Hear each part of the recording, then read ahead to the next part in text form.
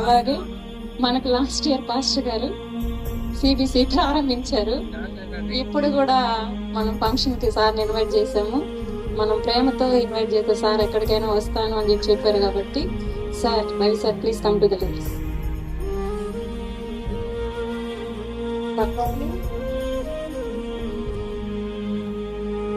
అలాగే అన్న మన ఉపదేశకులు, మనకి ఎంతగానో ప్రియమైన అన్నగారు, మనకు చిన్నప్పటి నుంచి తెలిసిన అన్నను కూడా ఆహ్వానిస్తున్నాము. అన్నారండి పద్మన్న అన్న వచ్చేటప్పుడు క్లాప్స్ అన్నా పట్టచ్చు కదా.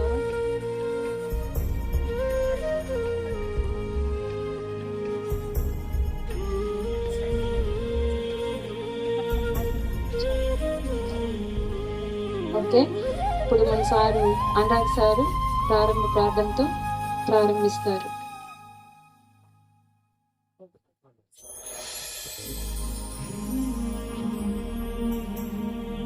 ప్రార్థించుకుందాం.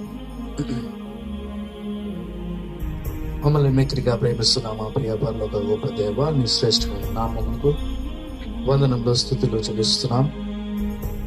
ఇదో దేవ, గడిచిన వారం అంతా మేము చిన్నపిల్లలు అందరము కూడి teachers 4 saint John's Lutheran church నేలడి ప్యారిష్ నుండి చిన్నపిల్లలందరినీ గ్యాదర్ చేసుకొని మీ యొక్క వాక్యము, ఆటలు, మీ గురించి కథలు అన్నీ చిన్నపిల్లలకి నేర్పించారు.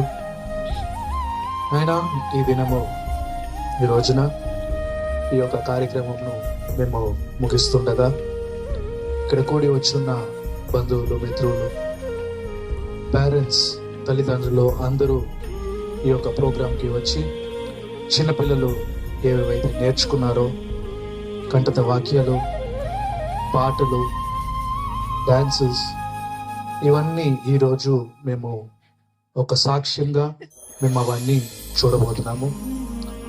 నాయన, ఈ వేదిక మీదకి వచ్చి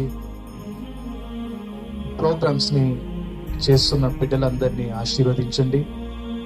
వారు నేర్చుకున్న ఆ పాటలు, నేర్చుకున్న వాక్యములు అన్నీ జ్ఞాపకముంచుకునేలాగా వారిని దీవించండి. ఇవి నేర్పించిన టీచర్స్ని కూడా ఆశీర్వదించి వారిని దీవించండి.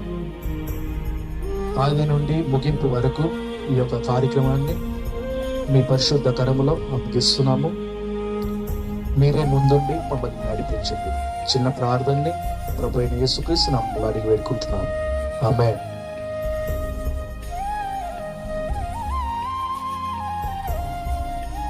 Thank you sir.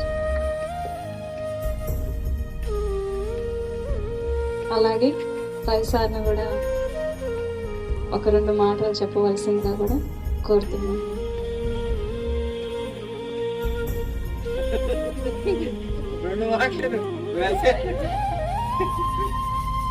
నాకు తెలుసు ఏది ఇక్కడ జరుగుతుంది.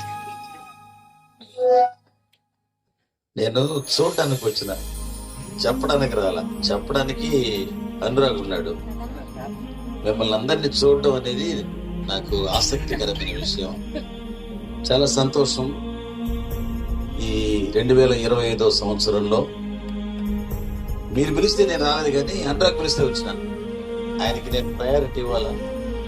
మీరు పిలుస్తుంటారు, అన్నిటికీ పిలుస్తుంటారు, ముఖ్యమైనటికి పిలిస్తే కూడా ఎగ్గొడుతుంటాను నేను. కానీ పాస్టర్ గారు పిలిచినప్పుడు తప్పించుకోలేను. అందులో ఆదివారం కాబట్టి మేము ఫ్రీగా ఉంటాం. మధ్యాహ్నం నుంచి అందరిని చూడటం ఇలాగా. మీరు గత 10 దినాలు చేస్తారా? 7 days. ఇన్ఫర్మేషన్ ఇచ్చింది కూడా నేనే కదా. మీ సిలబస్ విషయంలో నేనే. అంటే నేను ఎక్కడున్నా మిమ్మల్ని మర్చిపోను అని చెప్పడానికి ఇది ఒక సంకేతం. అంటే నీకు ఒక ఫోన్ చేశారా అబ్బాయి పూర్ణ, ఇన్ఫర్మేషన్ ఇచ్చి చెప్పి తెచ్చుకోమని చెప్పాను. అంటే ఎక్కడున్నా, అంతరిక్షంలో ఉన్నా నీ మీద ఒక కన్నీసి పెట్టుంటాను. మీకు అంటే ఎట్లా మేలు చేయాలనే దాని విషయంలో మరి నేను ఒకటో వాల్యూమ్ తగ్గించినాను అది. కాబట్టి ఈరోజు ప్రాముఖ్యమైన విషయం ఏంటంటే, ఈ సిబిసిలో అందరికీ వర్తించేటువంటిది లూకా సువార్త 2వ అధ్యాయం 52వ వచనం ఒక మాట చదువు. అర్థం, నేను వాక్యం చెప్పను కానీ ఊరికే గుర్తు చేస్తాను. లూకా సువార్త 2వ అధ్యాయము 52వ వచనం. తెలుగునా తెలుగు ఉంది సార్.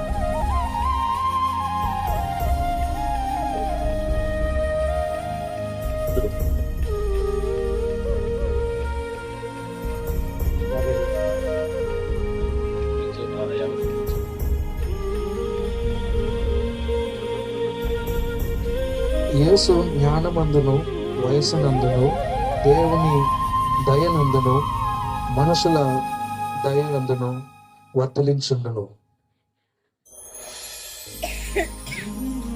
యేసు జ్ఞానమందును వయసునందును దేవుని దయయందును మనుషుల దయయందును వర్ధలించుండెను. ఈ మాట వాళ్ళు ఎంత ఆలోచించారో, ఈ సిబిసి డైరెక్టర్స్, దాని నిర్వాహకులు ఈ కార్యక్రమాన్ని ఏర్పాటు చేసినప్పుడు ఎంతగా ఆలోచించారు అంటే, భారతదేశంలో ఉండేటువంటి ఈ సండే స్కూల్ పిల్లలు వాళ్ళు ఎదిగి పెరిగి పెద్దవాళ్ళు అయిన తర్వాత వాళ్ళు సంఘానికి నాయకులుగా, అధిపతులుగా వాళ్ళు మారతారు. అలా మారిన తర్వాత సంఘం యొక్క పరిపాలన, సంఘం యొక్క పరిచర్య ఇవన్నీ కూడా సరైనటువంటి మార్గంలో జరగాలి అంటే వాళ్ళు సరైన మార్గంలో ఎదగాలి. వాళ్ళు దేవుని దయలోనూ పెద్దల దయలోనూ ఎదగాలి. ఇక్కడ మీరు రాసిన వాక్యం ఏంటంటే, గ్రోయింగ్ లీడర్స్, నాయకులుగా ఎదగడం అనేది చాలా ప్రాముఖ్యమైనటువంటిది. ఇది నేను ఎందుకు ఈ మాట చెప్తున్నానంటే, సంఘాలు ఇంత దయనీయంగా ఉండడానికి, అనుకున్నంత ఫలితాన్ని, మంచి ఫలితాన్ని ఇవ్వకుండా ఉండడానికి కారణం ఏంటంటే, సరైనటువంటి నాయకత్వం లేకుండా ఉండడం వలన. బహుశా ఇప్పుడు సంఘ పెద్దలు చిన్నప్పుడు సండే స్కూల్ కి ఇట్లాంటి సిబిసి బిబిఎస్ కార్యక్రమానికి వెళ్ళుంటారు లేదో నాకు తెలియదు. వెళ్ళుంటే ఒక్కసారి కాకపోయినా ఒకసారైనా వాళ్ళలో సువార్త అనేది పనిచేస్తుందని నా అభిప్రాయం. వాళ్ళు అట్లాంటి అల్లాటప్ప నాయకులు, నేను మీ సంఘాన్ని గురించి మాట్లాడడం లేదు, టోటల్ గా క్రైస్తవ సంఘాల్లో ఉండేటువంటి పనికిరాని నాయకుల గురించి, చెత్త నాయకుల గురించి మాట్లాడుతున్నాను. పనికొచ్చే నాయకుల గురించి మాట్లాడడం లేదు. వాళ్ళిద్దరూ కూడా చెప్తా. సో ఇట్లా ఉండడం వలన సంఘాల్లో విభేదాలు, కలహాలు, మిస్అప్రాపరేషన్స్ జరిగి మరి విభేదాలు వచ్చేసి కొట్లాడుకొని వేరైపోవడం, మూతలు వేసుకోవడం, బీగాలు వేసుకోవడం, కేసులు పెట్టుకోవడం ఇట్లాంటి జరుగుతున్నాయి. అట్లాంటి పరిస్థితి రాకుండా ఈ పిల్లలు దేవుని పట్ల భయములో, భక్తిలో యేసు ప్రభుని ఆదర్శం చేసుకొని ఆయన ఎంత భక్తియుతమైనటువంటి ఎదుగుదలలో ఉన్నాడో దాన్ని జ్ఞాపకం చేసుకొని అలా పెంచాలని తల్లిదండ్రులకు హెచ్చరిక అయింది. యేసుక్రీస్తు ప్రభు యొక్క తల్లిదండ్రులైనటువంటి యోసేపు మరియమ్మలు అలాగే ప్రభువుని పెంచినారు. అంటే వాళ్ళు సరైనటువంటి విధానంలో పెంచకపోయినా ఆయన దేవుడు గనుక నో ప్రాబ్లం, ఆయనకి ఏం చేయాలో తెలుసు. కానీ మన పిల్లలు అలాంటి వాళ్ళు కాదు కదా. కాకపోతే ఆయన చూపించినటువంటి మాదిరిలో పిల్లల్ని మనం పెంచాలి. అప్పుడు సంఘాలు బలోపేతమై ఆధ్యాత్మికంగా స్థిరపడి, ఈ రోజు చూడండి భారతదేశంలో క్రైస్తవ సంఘాలకి ఎన్ని సమస్యలు వస్తున్నాయి చూడండి, ఎన్ని ఇబ్బందులు ఎదుర్కొంటున్నారు, ఎంతమంది అవమానింపబడుతున్నారు, ఎంతమంది సేవకులు అగౌరవించబడుతున్నారు మనం చూస్తున్నాం. ఇట్లాంటి పరిస్థితుల్లో సమయోచితమైన నిర్ణయం తీసుకొని ఒకవైపు ప్రభుత్వంతోనూ ఇంకొక వైపు సంఘంతోనూ బ్యాలెన్స్ చేయగలిగేటువంటి నాయకులు రావాలి. అలా రావాలంటే పిల్లలు దేవుని భయంలో, పెద్దల భయంలో ఎదగాలి. ఇది ప్రాముఖ్యమైనటువంటిది. దీన్ని మనసులో ఉంచుకొని, ఇది కేవలం ఈ సిబిసి కార్యక్రమం ప్రారంభం నుంచి ఈ వ్యాలంటరీ ఫంక్షన్ వరకు జరగాల్సినటువంటిది కాదు. భవిష్యత్తు కాలం అంతటిలో పిల్లలకి, ప్రతి బిడ్డకు కూడా ఈ విధమైనటువంటి ఎదుగుదలను మనం అందించాలని దీని యొక్క భావం.